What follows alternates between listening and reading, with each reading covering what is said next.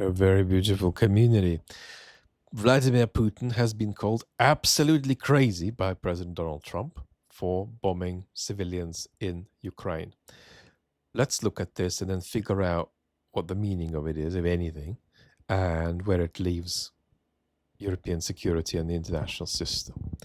Here's what Trump said: I've always had a very good relationship with Vladimir Putin of Russia, but something has happened to him. He has gone absolutely crazy. He's needlessly killing a lot of people, and I'm not just talking about soldiers. Missiles and drones are being shot into cities in Ukraine for no reason whatsoever. I've always said that he wants all of Ukraine, not just a piece of it, and maybe that's proving to be right. But if he does, it will lead to the downfall of Russia! Exclamation mark. Likewise, President Zelensky is doing his country no favors by talking the way he does. Everything out of his mouth causes problems. I don't like it, and it better stop. This is a war that would have never been started if I were president. This is Zelensky's, Putin's, and Biden's war, not Trump's. I'm only helping to put out the big and ugly fires that have been started through gross incompetence and hatred. So, is Trump beginning to wake up to the idea that Putin does not want peace, except peace in the sense of a redefinition of his relationship with the West of the kind that he wants, a collapse of the West of the kind that he wants, and a sinking of Ukraine? No. Partly because Trump does not have accumulative learning experiences like that. He'll just rebound tomorrow to saying the opposite of this. Trump has a few beliefs from which he doesn't budge, and we've seen the calamitous impact of that too via his tariffs politics. But this is not a moment of learning. There is no reflective accumulation in what Trump has said. He's incapable of that kind of reflective accumulation.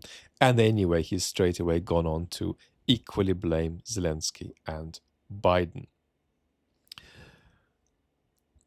I think what's interesting about this situation can be brought out if you think a little bit about history.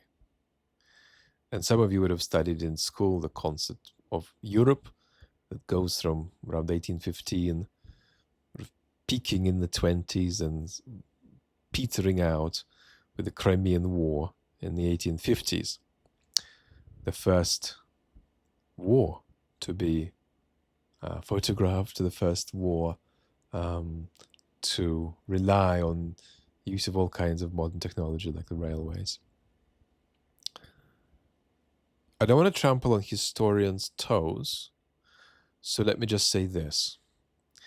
One thing to say about that period is that it is an example of empires aspiring to cooperate, but for reasons of complex motivations and realpolitik, failing to do so.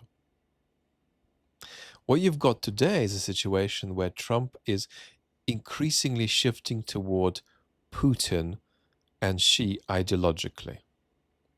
He isn't there yet, but that's the direction of movement. And notice how important what I'm saying is. Today, because we're in a transitional historical moment, we always have to think about where we are, not in terms of where we are, but in terms of where we're going. Isn't that always the case? That no. In a moment of plateau, you don't need to do it. If you're in 1992, you're going to be in the same world in 1998. But if you're in 2025, you're not going to be in the same world in 2032 as you are in 2025. So in a way that is atypical for plateau type moments in history, we today have to spend 60% of the time focusing on where we're going when we decide what to do, and 40% of the time focusing on where we are. And we can't even understand where we are unless we understand various tendencies driving us places.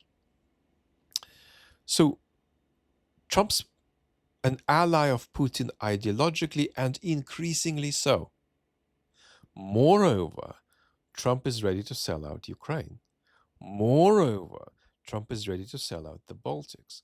Moreover, Trump is ready to sell out NATO. But that doesn't mean that he can make a deal with Putin, because all kinds of elements of real politics get in the way, including Trump's sense that he wants some things in return for the concessions he's making. And so you've got to understand, on the one hand, the increasing ideological proximity of Trump and Putin, but also the general historical truths that empires don't get on with each other very well. At this point, the question of sanctions comes up.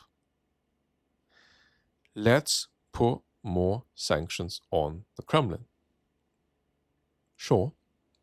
But I think what's very important to realize politically is that the only thing that makes a sea change type difference is arming Ukraine, armed support for Ukraine, so long as Ukraine's ready and willing to fight. In 2025 it is. In 2026 it might be.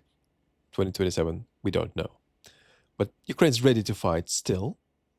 And arming Ukraine is the only variable that fundamentally changes the picture that we're talking about.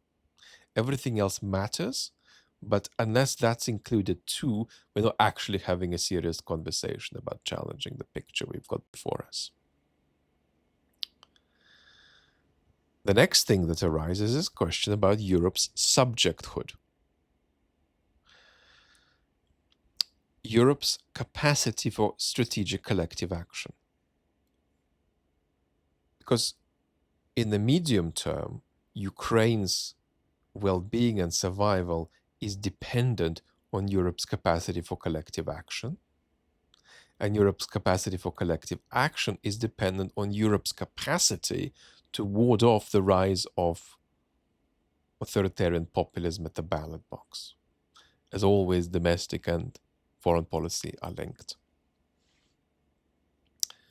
This is a difficult conversation because the rise of populism is indeed, the rise of authoritarian populism is indeed very palpable all over Europe.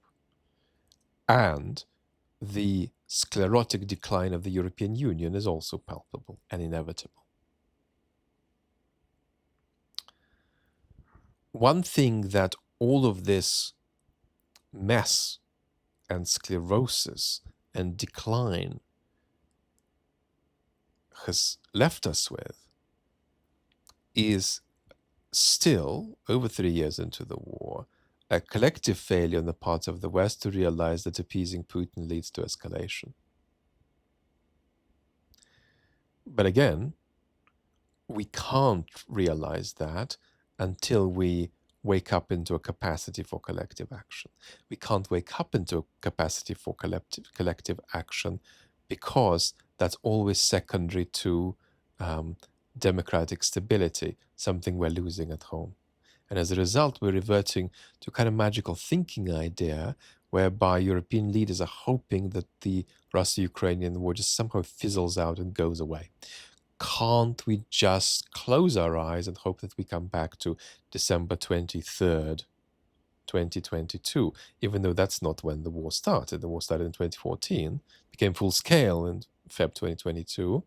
But there is still this aspiration to return to February 23rd before the war began. And the EU is not the only thing that's in decline in Europe. NATO is too. The death of NATO is a very important conversation, a very difficult conversation to have. Because in Eastern Europe, countries, and some of you are watching from there, countries feel, folks in countries feel, and are right to feel, that their physical safety is dependent on NATO, for goodness sake, right? It's very difficult to get out of thinking that, if you're in the Baltic states, for example. At the same time, NATO is an alliance in decline, enormously dependent on an empire that is in withdrawal and decline. An empire that is currently attacking its own institutional capacity, That's what's happening with the Trump administration in domestic politics. And an empire that is drifting toward a commitment to the world, but a commitment to the world based more on spheres of influence rather than the kind of role the United States had previously in a more globalized world.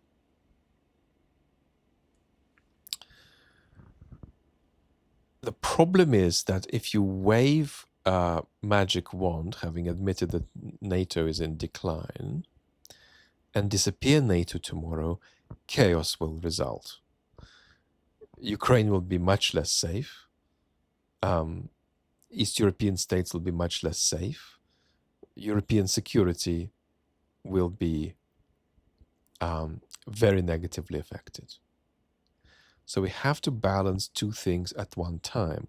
Support for NATO as is, without sort of frivolous calls for its abolition, which we're hearing increasingly in parts of Europe, with the idea that NATO will not in the medium term resolve Europe's security challenges. So we've got to admit that we're in a boat that's sinking, but we've also got to be clear that jumping off a sinking boat and floating around little dingy rowboats is not an improvement on the situation. So we need a commitment to NATO together with the understanding that nothing good will come unless we achieve a modicum of renewal in the international system and a modicum of renewal in the European security infrastructure. I'm going to talk about all of this more. Lots of love.